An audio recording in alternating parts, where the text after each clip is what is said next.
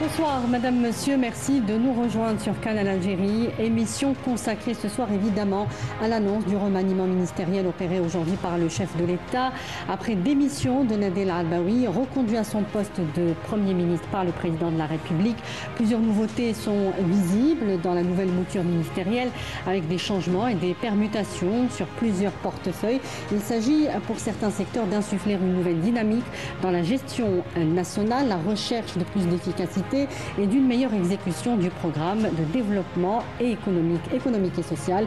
Le président de la République valide donc le nouvel exécutif dans cette optique précisément pour accélérer aussi le rythme de réalisation et mieux répondre aux aspirations des citoyens. On en parle ce soir avec nos invités sur le plateau. Monsieur Redouane Khalif, politologue, merci d'être avec nous. Merci à vous pour avec nous également, Monsieur Khalid Ben Yahia, expert économique et géopolitologue. Merci d'être avec nous également. Merci. Et puis, via Skype, avec nous, Nordine Zala, journaliste indépendant. Bonsoir Nordine Zala, merci d'être avec nous. Bonsoir, merci pour votre invitation. Merci à vous de l'avoir accepté. Alors, je vais poser une première question sur ce nouvel exécutif. Il est donc connu désormais. Que peut-on en dire dans une vraiment première lecture à chaud? D'abord, ne serait-ce que par le nombre de portefeuilles qui ont été concernés donc par les changements. Un gouvernement tant attendu par tout le monde.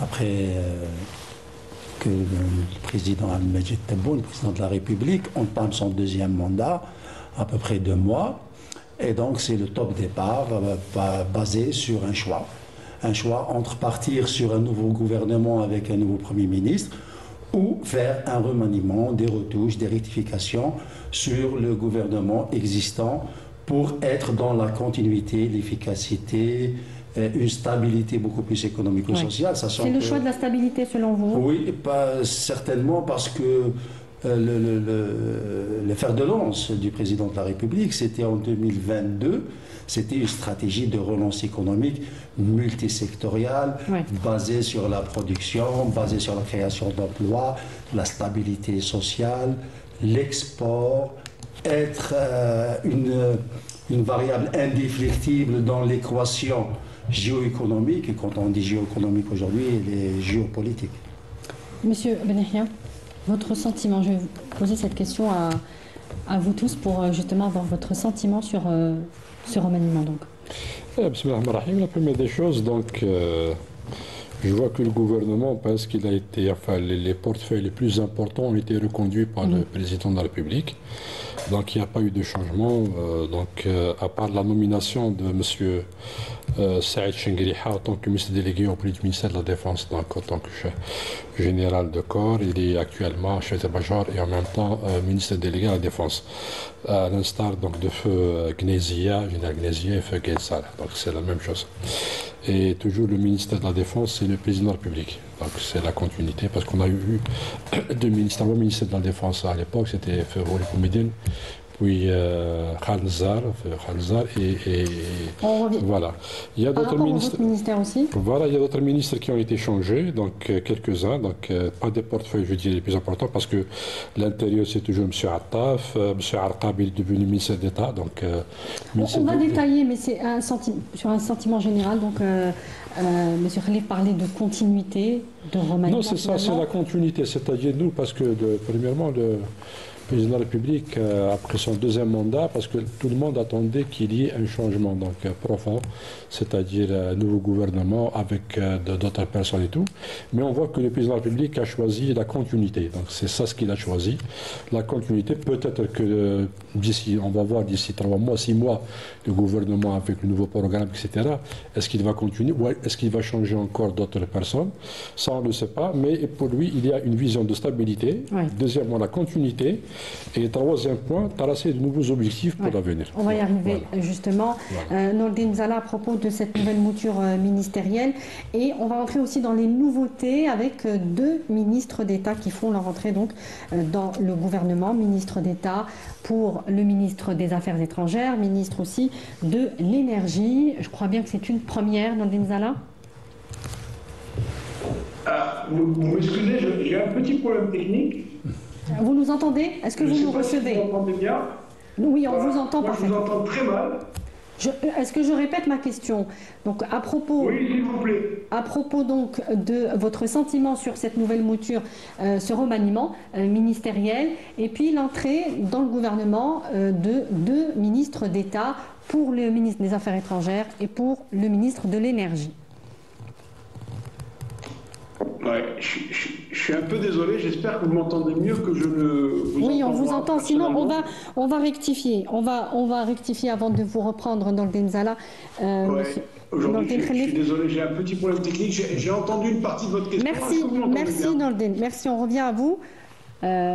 Monsieur Khalif, donc sur cette même question. C'est toujours une question de choix. Où on part sur des super ministères avec des divisions, avec des services, ou on a la deuxième configuration où on part sur des chefs d'État. Ça, c'est pour soulager le ministre de tutelle et être plus efficace par rapport à des secteurs ou des dossiers, comme on l'a vu, stratégiques par rapport aux AE, aux affaires étrangères, par rapport au commerce. Où il y a eu on va y revenir. Mais par rapport, pourquoi ce choix, selon vous, de deux ministres d'État sur ces portefeuilles ministériels précisément? Il y a évidemment le contexte, l'ère géopolitique tout simplement, qui est celle que l'on connaît aujourd'hui. Est-ce qu'il fallait justement donner un signal fort, donner plus de poids, peut-être aussi à ces deux portefeuilles précisément, à ces deux ministres précisément? Parce que géopolitiquement, vu la conjoncture, et c'est des transformations. Sur la géopolitique et sur l'énergie, évidemment. Il y a la géopolitique de l'énergie. Ils vont ensemble. Exactement. Parce qu'aujourd'hui, l'outil énergie est l'outil primordial du géopolitique qui se base aujourd'hui sur les défis de l'énergie, et sur les défis des ressources par rapport aux grands lobbies, qu'ils soient politiques ou économiques, par rapport à ce qui s'est passé en Afrique, ce qui se passe aujourd'hui au Moyen-Orient, à ce qui se passe en Russie, en Ukraine, la Chine, l'Inde, l'Amérique avec un nouveau président élu. Et donc tout ça, l'énergie est en centre. Et donc elle doit avoir cette architecture qui va permettre de gérer ce qui est volet intérieur et de gérer ce qui est volet géopolitique. Par rapport aux affaires étrangères, on a vu, par rapport aux conflits et aux transformations aujourd'hui en Afrique, au Moyen-Orient et en Europe, et même en Amérique ou en Asie, qu'il fallait aussi avoir une division ou un secrétaire d'État qui serait plus en charge et qui pourrait suivre mieux ce qui se passe, ceci par rapport à un bilan. Je pense que le président de la République a pris cet organigramme, cette architecture, par rapport à un feedback de ce qui s'est passé pendant les 5 ans précédents. Monsieur Ben Yahia, il y a aussi le ministère du Commerce qui a donc été scindé en deux. On a donc le Taïeb Zitouni, ministre du Commerce intérieur et de la régulation du marché national, la régulation dont le président avait parlé de relâchement il n'y a pas si longtemps, et Mohamed Boukhari, donc ministre du Commerce extérieur et de la promotion des exportations. Don Khalif nous parle de choix, justement. Pourquoi ce choix, selon vous? L'économie, c'est des écoles. D'accord. Donc ça veut dire que le président public a fait peut-être un état des lieux. C'est une première, hein, vous le confirmez? Oui, mais que le commerce, c'est des écoles. Moi personnellement, j'ai une autre vision des choses. Le président, bien sûr, il a des dossiers, il a des conseils avec lui, donc peut-être qu'il a pris cette décision par rapport à un constat réellement vécu sur le terrain. Donc il a choisi cette décision. Mais moi, c'est parce que lorsqu'on met deux ministres sur la même mission, on risque d'avoir... C'est pas tout à fait la même mission. C'est-à-dire... La régulation du marché, on a vu qu'elle... Pardonnez-moi, je pose juste ma question. On a vu qu'elle posait de grands défis. Sur le plan national, sur même parfois oui, je comprends. Des sujets beaucoup plus sérieux. C'est vrai. Le problème qui se pose actuellement, c'est que qui décide l'importation et le commerce international, c'est la commande de l'intérieur. C'est lorsque vous régulez votre marché à l'intérieur, vous allez avoir votre déficit, vos carences. Et ce n'est pas à partir de l'insuffisance que vous avez comme production que vous l'importez. Et s'il y a un conflit entre les deux ministères là, donc, par rapport à ce point. Il peut y avoir coordination. Pourquoi forcément conflit? Non, il peut y avoir la coordination, mais le problème qui va se poser dans l'avenir, c'est que le commerce extérieur est très sensible en Algérie, très très sensible actuellement, et nous avons constaté même l'intervention du président de la République dans le commerce extérieur, c'est-à-dire parce qu'il y avait beaucoup de problèmes, d'accord, on a essayé de régler. Donc on va voir, peut-être que le président a fait un bon choix, d'accord, on va voir, mais d'ici 3, 4, 6 mois, on va voir est-ce que ça a donné un bon résultat. Ou est-ce qu'il y a conflit, je dirais? Parce que s'il y a une commande qui va manquer, c'est le ministère de l'export qui va être responsable? Ou est-ce que c'est le ministère de la production intégrée? Donc c'est pour moi... C'est une expérience qui peut être menée dans ce sens. Voilà, c'est une expérience parce que l'Algérie a vécu... Nous avons un sérieux problème, je dirais, dans le commerce. On l'a vécu pendant plusieurs années. Ouais. Et donc on doit régler ce problème-là du commerce extérieur et du commerce intérieur, les deux à la fois. Peut-être que les deux hommes, donc chacun d'eux essaye de faire de son mieux. Il y a le Premier ministre qui essaie de faire de la coordination, le président de la République qui va essayer d'imposer, je dirais, bien sûr, sa vision. D'arbitrer. Parce que, bien sûr, c'est lui le président de la République. Oui. Et donc, on va voir. C'est-à-dire, pour nous, il faut prendre ça... Bon, c'est une expérience. Voilà, on va voir. On va poser la question à Nordine Zala. Est-ce que vous nous entendez mieux? Pas encore. Donc, vous vouliez réagir à cette question précisément? Moi, personnellement, je pense que cette décision a été prise par rapport à une surcharge sur ce ministère du Commerce. Et donc, pour délimiter les responsabilités d'une part et voir l'efficacité de chaque ministre sur ce sujet, toujours en étant en complémentarité. Parce qu'aujourd'hui, même si on parle de commerce, qu'il soit intérieur ou extérieur, on parle de finances, on parle de douane, on parle de transport.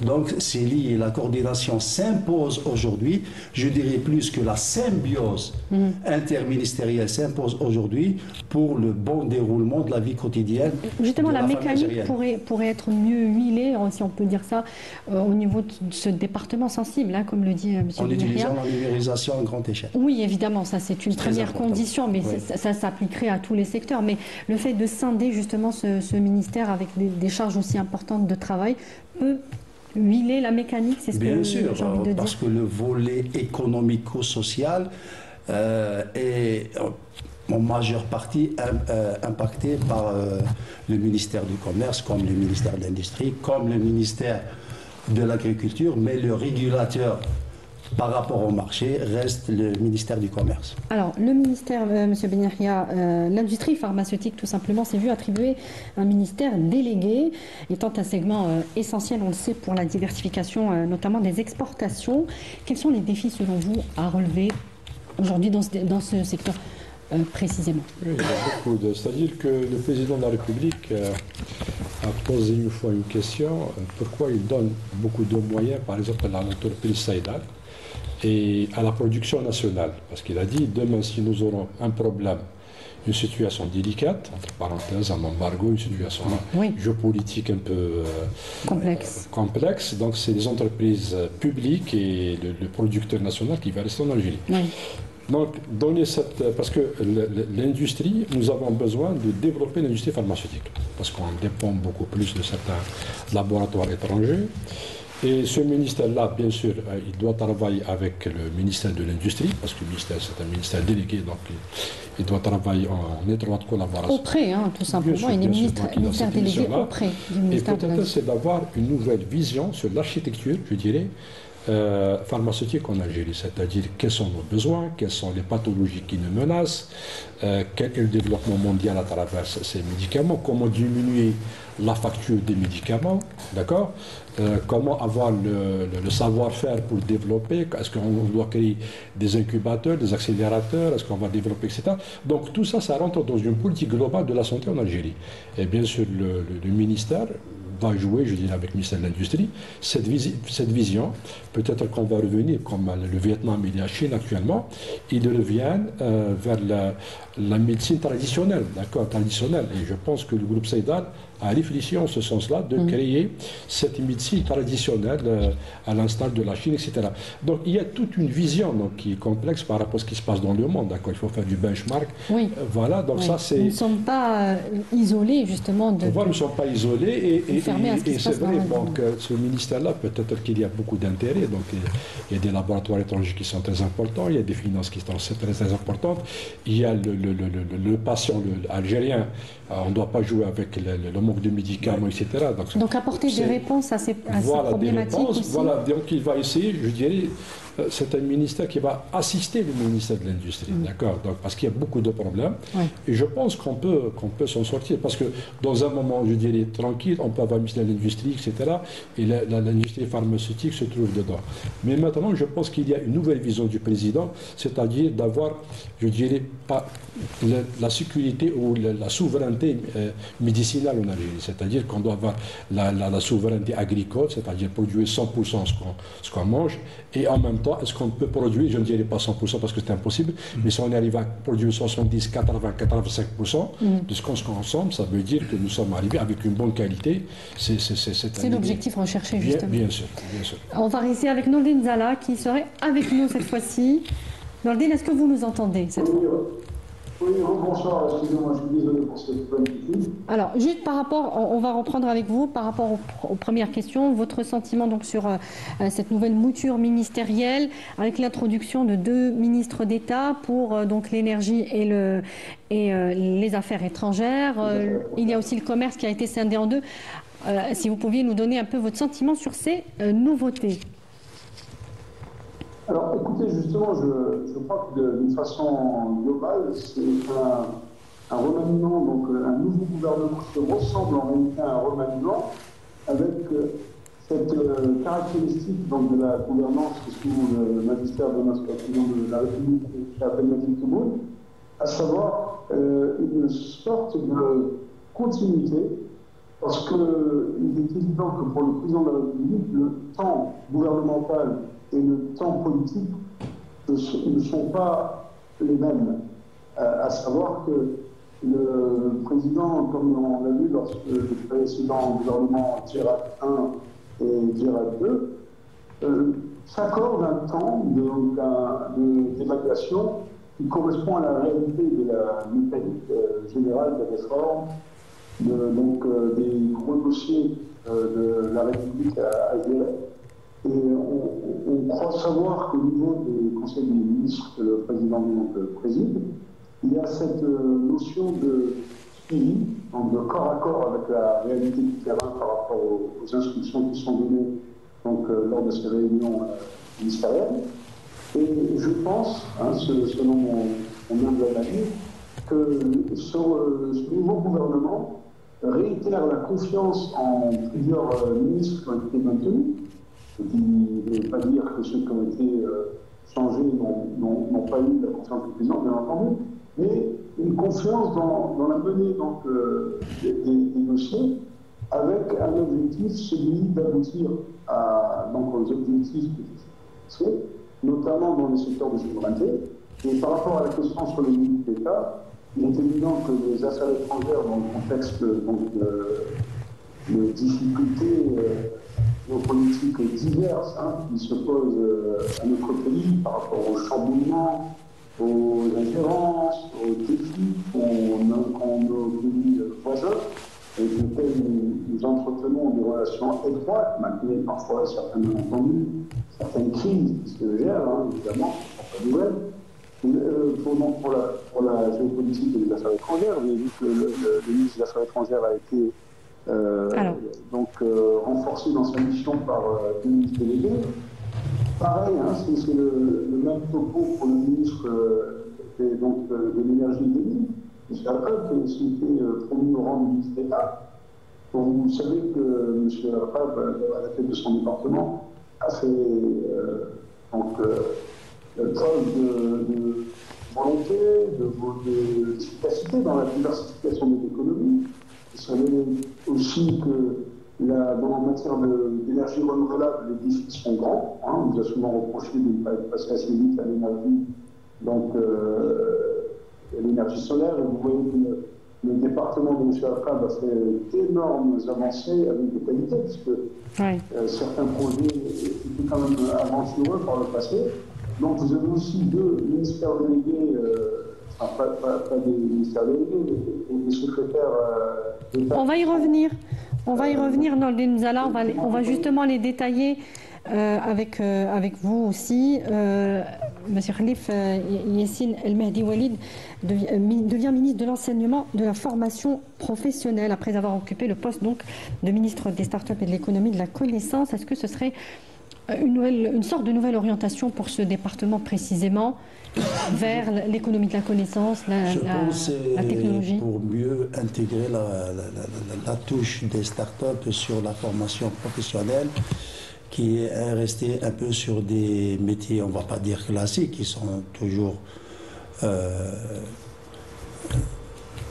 dans l'actualité. Oui. Mais start-up, on est resté dans le concept, dans l'accompagnement, et voir fleurir ces start-up aujourd'hui. Il doit y avoir un aval, un amont sur ces petites entreprises créatrices de richesse. Et donc, je pense que Monsieur le ministre Walid va apporter il va greffer quelque part une formation concernant les start-up et mieux élargir le concept par rapport à ceux qui ne sont pas diplômés. Parce que généralement, l'orientation formation professionnelle est par rapport à ceux qui n'ont pas pu échelonner de grosses études. Et donc, je pense que ça va conforter, consolider l'acheminement, l'idée, le projet start-up. Très bien. M. Ben Yahia, Mostafa Hidaoui passe de président du Haut Conseil de la Jeunesse à ministre de la Jeunesse chargé de ce même Haut Conseil. C'est la confirmation de la place et du rôle donné donc par le chef de l'État à la jeunesse comme force vive de la nation et à ce conseil précisément. Ce Haut Conseil de la jeunesse. Ça veut dire que l'État donne beaucoup d'importance parce que 75% de la population algérienne est issue, je dirais, de jeunes.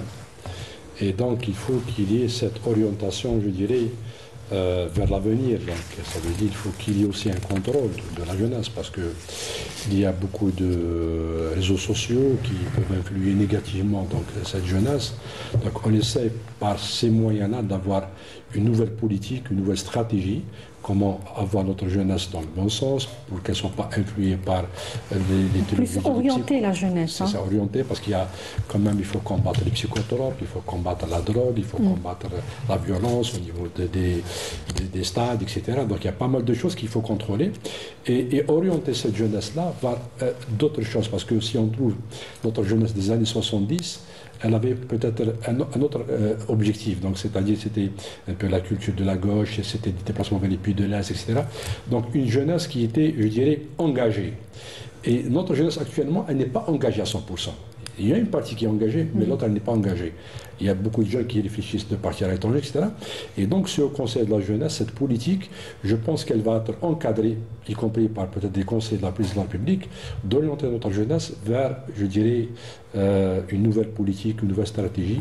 Mais faire participer justement la jeunesse dans la gestion, la gouvernance, tout simplement. C'est ça le rôle. Oui, c'est justement le rôle qui a été assigné à ce Haut Conseil de la jeunesse. Aujourd'hui, il est institutionnalisé au niveau donc, du gouvernement. C'est donner plus de visibilité à cette politique, justement orienter les jeunes et les faire adhérer à la démocratie participative. Voilà, c'est-à-dire on passe en quelque chose au Conseil de la jeunesse, c'est théorique, d'accord. Donc oui. Il y a des documents. C'était peut-être un peu loin. Voilà, on passe à l'opérabilité. Je pense qu'ils veulent passer à l'opérabilité sur le terrain, c'est-à-dire d'accompagner les jeunes sur le terrain. Donc, parce que c'est ça notre problème. Il faut préserver notre jeunesse des réseaux sociaux, il faut préserver notre jeunesse, je dirais, des alliages qui se posent. Il faut orienter notre jeunesse vers le travail, parce que ça c'est très important, et il faut orienter notre jeunesse aussi vers une nouvelle culture, donc de l'Algérie, de préserver notre patrimoine. De patriotisme, vous voulez dire? Patriotisme, voilà, qu'ils soient des patriotes engagés pour leur pays, c'est ça. Et tout ça, ça demande beaucoup, je dirais, de réflexion. Donc c'est une politique de l'État aujourd'hui? C'est une politique parce que je pense que à lui seul, M. Mostafa Hidaoui, il est là comme ministre délégué, mais je pense qu'il y a d'autres institutions qui vont l'encadrer, parce que encadrer 75% de la population algérienne, ce n'est pas une mince affaire. Ouais. D'accord, donc ça c'est... Mais il faut commencer par ce travail-là. Alors, secrétaire d'État auprès du ministre des Affaires étrangères chargé de la communauté nationale à l'étranger. Nordine Zala, est-ce que vous nous recevez toujours? Je vous entends. Là aussi, c'est la consécration donc, pour ce département qui revêt une grande importance, la communauté nationale à l'étranger, Nordin Zala.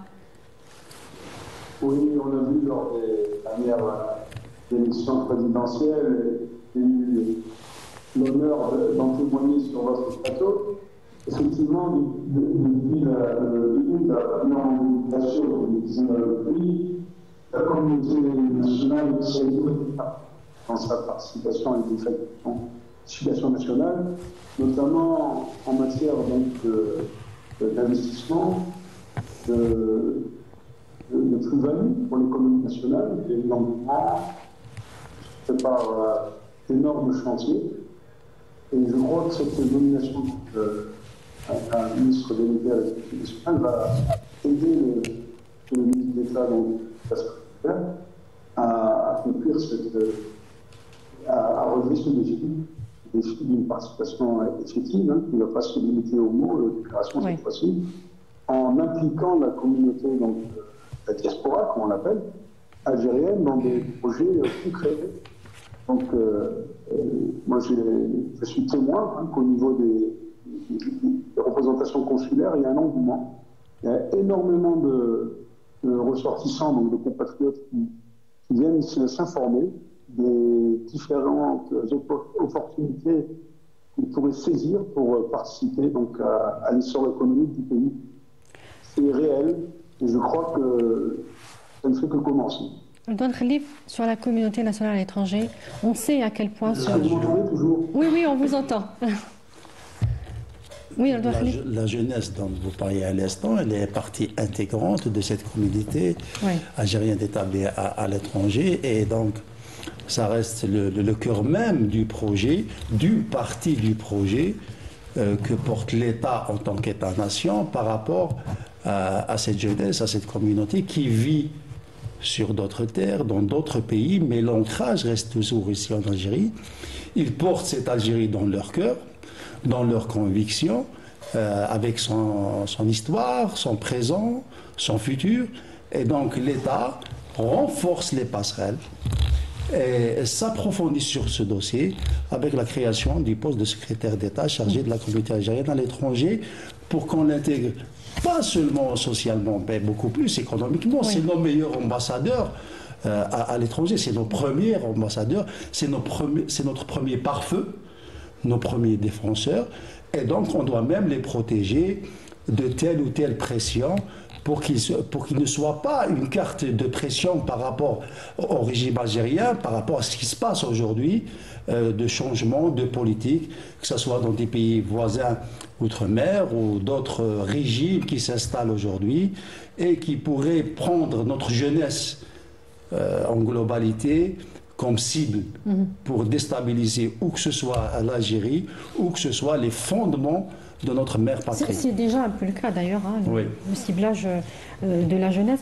Et le département, donc, le ministère des Affaires étrangères a aussi prévu un département au niveau du secrétariat général pour les affaires africaines auprès donc, de ce même ministère. C'est Madame Selma Barta Mansouri qui prend la tête de ce segment du ministère des Affaires étrangères. Quelle est l'importance du retour justement des affaires africaines en tant que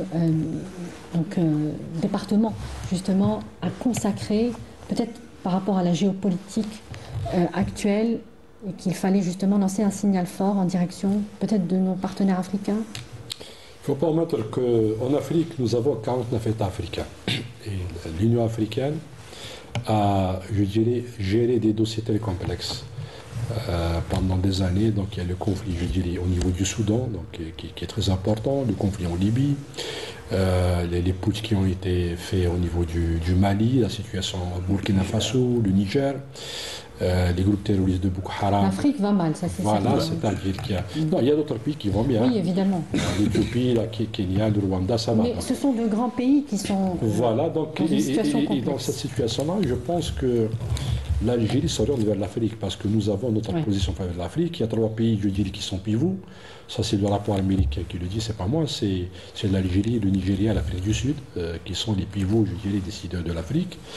Et en termes, je dirais, il y a une guerre, entre parenthèses, entre les grandes puissances, entre les États-Unis, la Russie, la Chine, la France, l'Angleterre, pour occuper certains terrains, pour exploiter le pétrole au niveau de l'Ouganda par les Anglais et les Américains.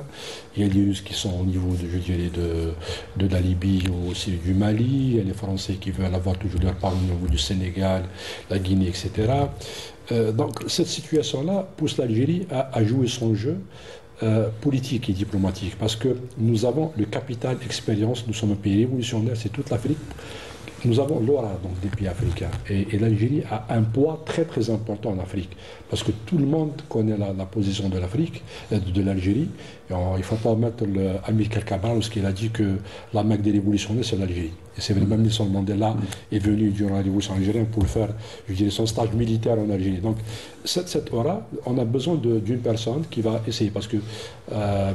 Attaf, donc ministre des Affaires étrangères, s'occupe, je dirais, d'autres dossiers donc, qui sont très importants, complexes aussi, la cause palestinienne, je dirais, la situation aux États-Unis, la guerre en Ukraine, il y a des conflits, donc je dirais, entre parenthèses, qui se préparent, donc on espère éviter la Troisième Guerre mondiale, parce qu'il y a les prémices d'une Troisième Guerre mondiale réellement. Et on va essayer ce ministère délégué va essayer de préparer les dossiers, je dirais, de se déplacer. Il y aura des diplomates qui vont se déplacer, d'avoir les informations, que ce soit sur le plan politique, diplomatique, économique. Et à partir de là, je pense qu'on va essayer d'avancer sur pas mal de dossiers, je dirais, africains. Monsieur le Khalif, sur les secrétaires d'État aux AE, moi je dirais qu'on a beaucoup fait sur le multilatéral. Maintenant, on part sur le bilatéral.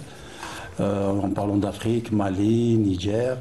Le dossier politico-énergétique, Nigeria, Niger, Algérie. Le Soudan, le conflit Soudan, Éthiopie, Égypte. Et donc, il faudrait s'accentuer beaucoup plus. Avoir des secrétaires d'État chargés de ces dossiers. Et d'autres secrétaires d'État qui vont s'occuper d'autres volets. Donc là, on passe... Notamment les énergies renouvelables qui a été... Oui, bien sûr. Là, on passe à des dossiers qui vont de soi avec les nouveaux challenges qui sont dans la région ou dans le monde. Aujourd'hui, on parle de sécurité alimentaire, énergétique, hydrique, industrielle ou autre. Donc, on passe à une deuxième vitesse. On passe à la deuxième phase de la stratégie de l'État qui est issu du programme du président. C'est ce qui explique cet organigramme. Justement, on parle d'un mandat économique du président de la République. En gros, c'est un plan économique que le président a basé sur les prochaines années, donc sur un produit intérieur brut à plus de 400 milliards de dollars dans les 2 ans à venir, réduire aussi la dépendance aux hydrocarbures en diversifiant évidemment les investissements et les sources de revenus. En somme, je le disais, c'est un mandat économique. Est-ce que ce gouvernement, nouveau gouvernement, part avec des éléments positifs, des indicateurs positifs pour concrétiser ce mandat économique, justement? Des indicateurs positifs, mais pas suffisants par rapport à ce qui nous attend à l'avenir, que ce soit au volet intérieur, au volet régional ou géopolitique. Aujourd'hui, comme je viens de le souligner, les défis sont grands.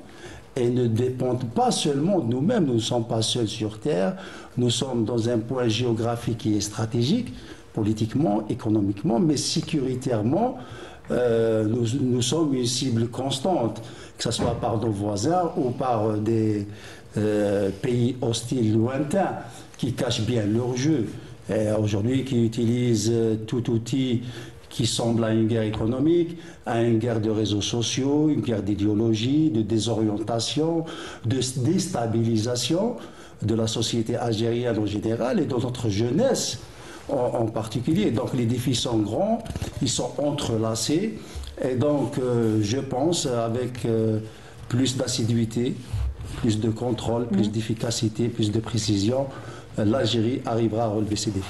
Comment s'engage, M. Ben Yahia, ce mandat économique selon vous? Est-ce que continuer, par exemple, à matérialiser les programmes de développement dans les différentes régions du pays et gommer surtout les inégalités régionales peut être un indicateur fort? Et finalement, est-ce qu'il ne faudrait pas commencer par là? Chose qu'on a déjà faite, mais est-ce que c'est la base, finalement? Pour avoir une économie forte, c'est ce que je veux dire. Pour avoir une économie forte, moi je pense qu'il faut avoir d'abord le plan, c'est-à-dire qu'il faut planifier les choses, parce que lorsqu'on planifie les choses, on gagne du temps et on gagne de l'argent. Cette disparité que vous venez de dire à travers les wilayats, à travers les villes, à travers les APC, je pense qu'il y avait un manque de planification à certains temps. Et bien sûr, le déficit maintenant existe actuellement. Donc, comment pallier à ces choses-là? Je pense qu'il faut revenir au plan, c'est-à-dire on doit planifier les choses. Et c'est vrai, on doit avoir aussi, parce que même si on arrive par exemple au niveau de la capitale, Alger, il y a des quartiers qui sont bien, il y a des quartiers qui sont non dotés, même s'il y a la capitale. Ça ne veut pas dire la capitale, donc quand je parle d'une wilaya qui est à l'extrême sud d'Algérie, ou à l'extrême est ou à l'extrême ouest. Donc dans tout ça, il faut qu'il y ait un développement mesurable, continu, il faut développer l'économétrie, je dirais dans toute l'Algérie, d'accord, parce que ça, c'est des paramètres qu'il faut calculer, avoir des statistiques réelles, avoir, je dirais, la numérisation totale, parce que le président de la République, on a parlé de ça, hélas, les gens qui ont eu ce dossier. C'est par la numérisation que nous avons des statistiques exhaustives et précises. Le président a fait son cheval de bataille, mais hélas, il y a des personnes, peut-être qui n'ont pas réussi cette mission-là, donc il faut qu'il continue avec d'autres personnes pour essayer de réussir cette mission-là. Et pour nous, je pense que l'Algérie, même si nous avons un grand pays, c'est un continent, mais une population de 44 millions, 45 millions n'est pas aussi importante par rapport à la superficie algérienne. Donc, dans tout ça, on va essayer de développer les choses et aussi de donner l'autonomie d'entreprendre les choses. C'est-à-dire que le PAPC doit avoir, je dirais, ses latitudes, comment parvenir. Le Wali, la même chose, les PDG d'entreprise, les ministres. Donc on doit léguer ces pouvoirs-là à des personnes pour qu'il y ait certaine autonomie. On a vu ça en Chine, il y avait des cantons où les cantons prenaient des décisions du gouvernement, d'accord? Il ne faut pas tout centraliser au niveau d'Alger, c'est-à-dire au niveau de Bouch-Baji-Mokhtar, au niveau de N'Gezam, au niveau de Tebessa, au niveau de Mrnia, il faut que la décision soit d'Alger. Non, il faut qu'il y ait une organisation de telle manière, s'il y a un développement des gens qui veulent investir, des gens qui veulent développer, donc il faut aller vite, et parce que le monde va vite, très vite, et on a vu avec Trump actuellement, avec son ministre qui est nommé, c'est Elon Musk, il a désigné un ministère pour la performance, pour contrôler la performance du gouvernement.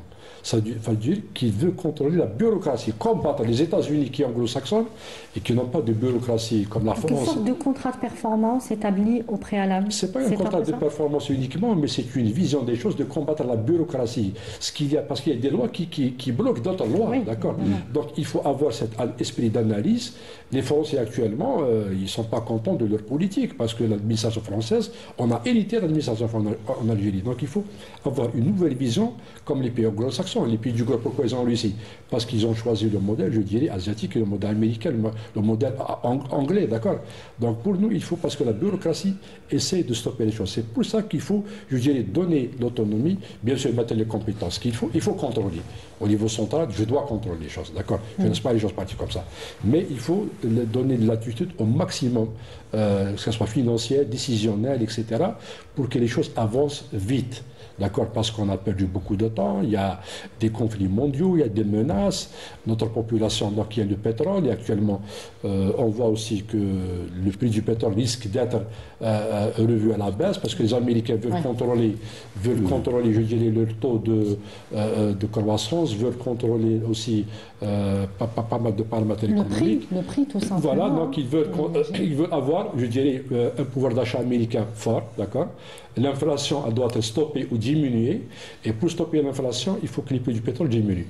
Et si les prix du pétrole diminuent, donc là, on dépend 97% de nos exportations à travers le pétrole et le gaz, donc on risque d'avoir de ces problèmes. C'est pour ça qu'il faut diversifier notre économie, d'accord. Il ne faut pas mettre tous les œufs dans un même panier, il faut diversifier, il faut libérer, je dirais, de l'agriculture, parce que nous avons actuellement 50 millions d'hectares qu'on peut exploiter dans le domaine agricole. Et ça, c'est pas moi qui le dis. Justement, ça fait partie de la diversification économique. Il y a aussi les énergies renouvelables sur lesquelles l'Algérie aujourd'hui veut plancher.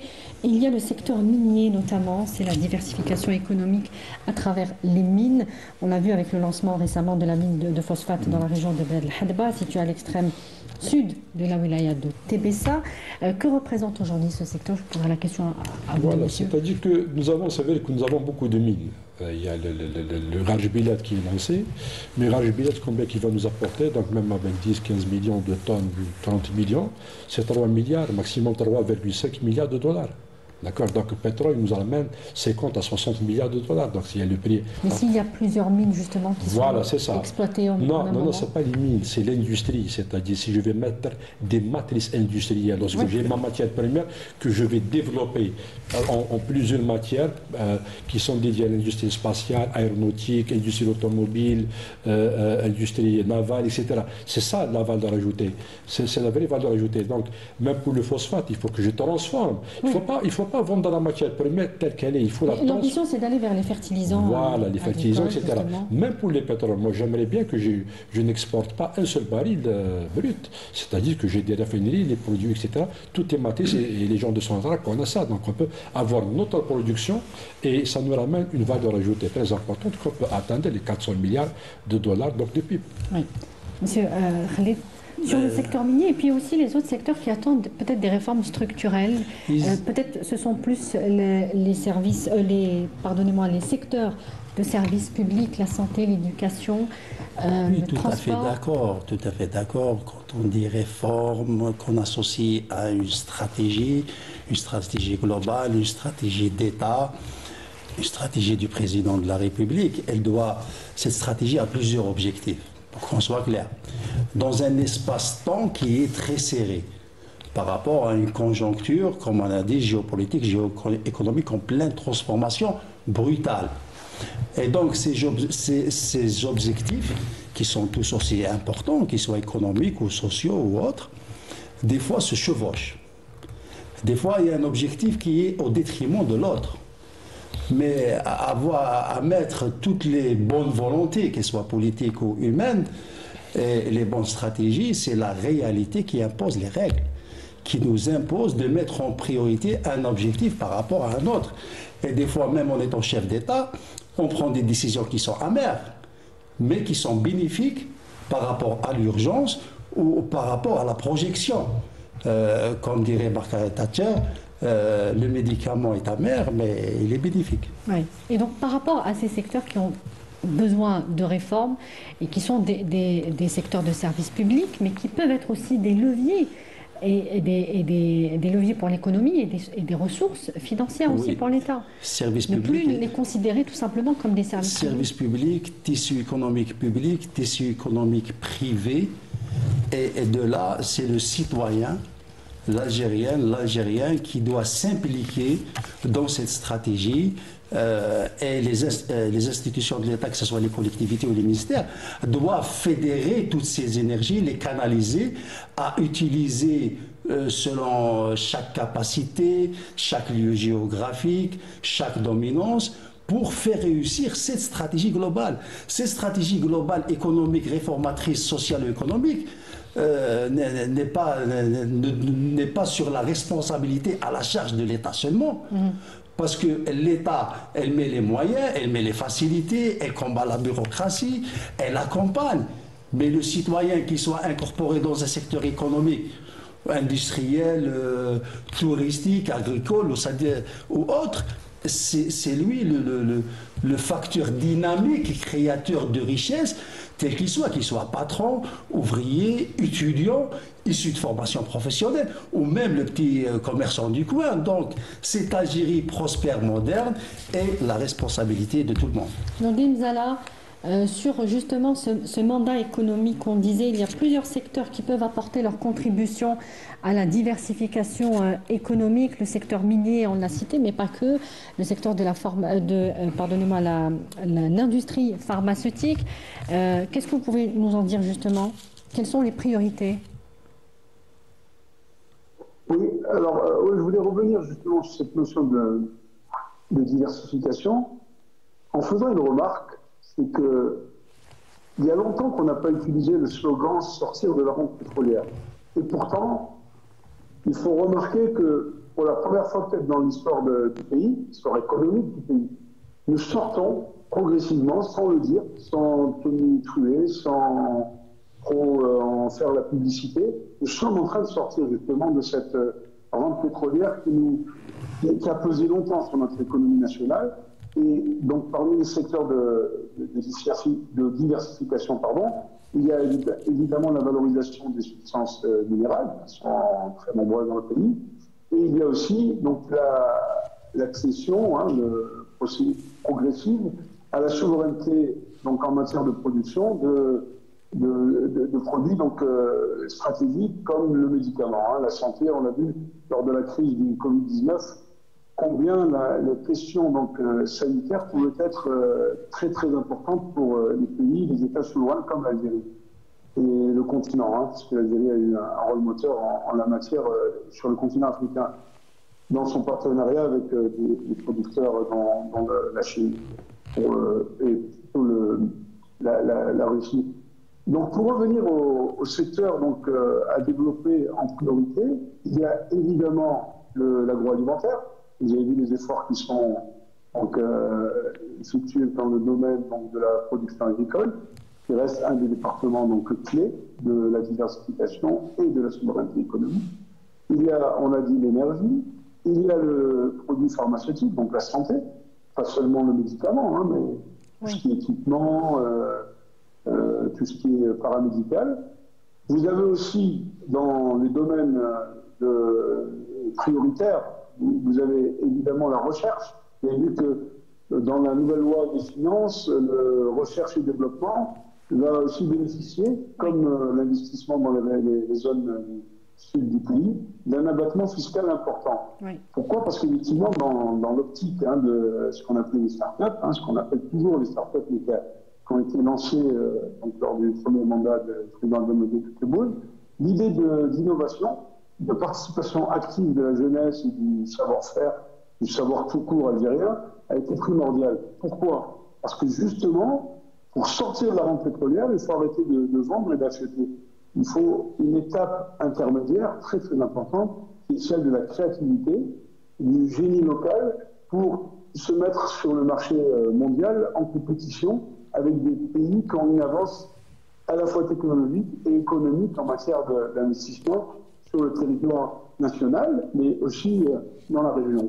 Parce que l'Algérie a quand même, vocation à se développer en entraînant donc dans son sillage les pays voisins dans un partenariat frontalier qui commence à se développer, les zones franches dans le sud du pays, les différentes réalisations qu'il y a en matière d'infrastructures, de superstructures aussi. Il y a eu le réseau routier qui se développe donc, vers la grande route vers la Mauritanie, la transsaharienne qui est devenue effectivement un atout majeur en matière d'échange économique sud-sud, si on pouvait revenir à ces concepts qui ont été un peu oubliés.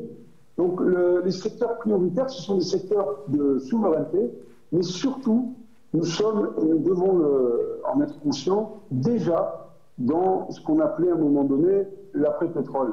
Et c'est la première fois, je crois, dans l'histoire du pays, si on regarde de façon macroéconomique la situation en Algérie, après, bien sûr, quelques sacrifices. Rappelez-vous qu'à un moment donné, la politique de restriction des importations a été critiquée, a été mal comprise, à la fois à l'intérieur du pays, mais aussi à l'extérieur. Rappelez-vous des différentes étapes dans des négociations par rapport au partenariat à l'OMC, dans nos accords avec l'Union européenne.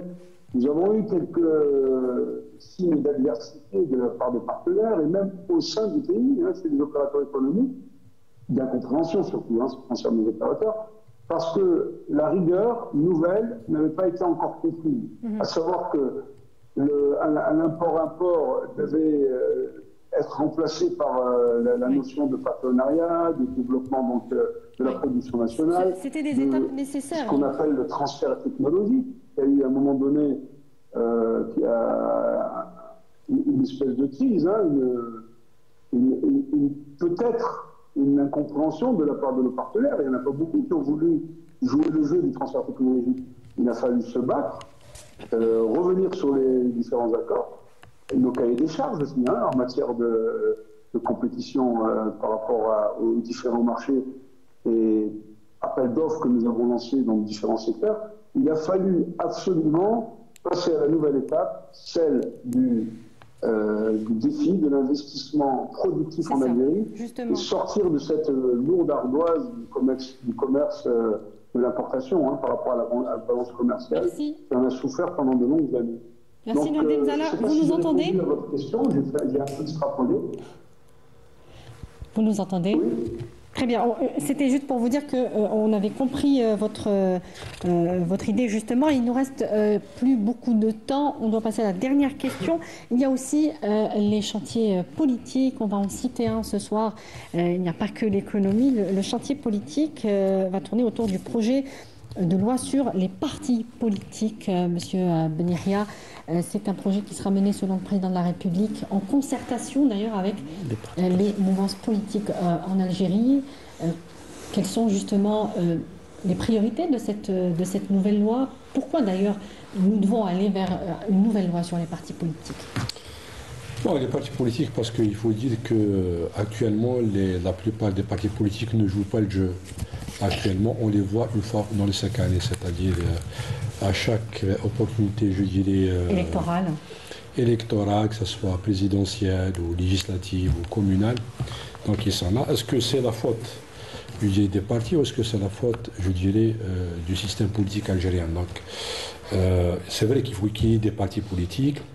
Carl Schmitt, donc il dit donc il faut avoir le programme des uns et des autres, donc il faut avoir un adversaire par rapport au programme. On ne peut pas être copié-collé les uns aux autres, sinon pourquoi créer une dizaine, une variété? Donc chacun a sa politique.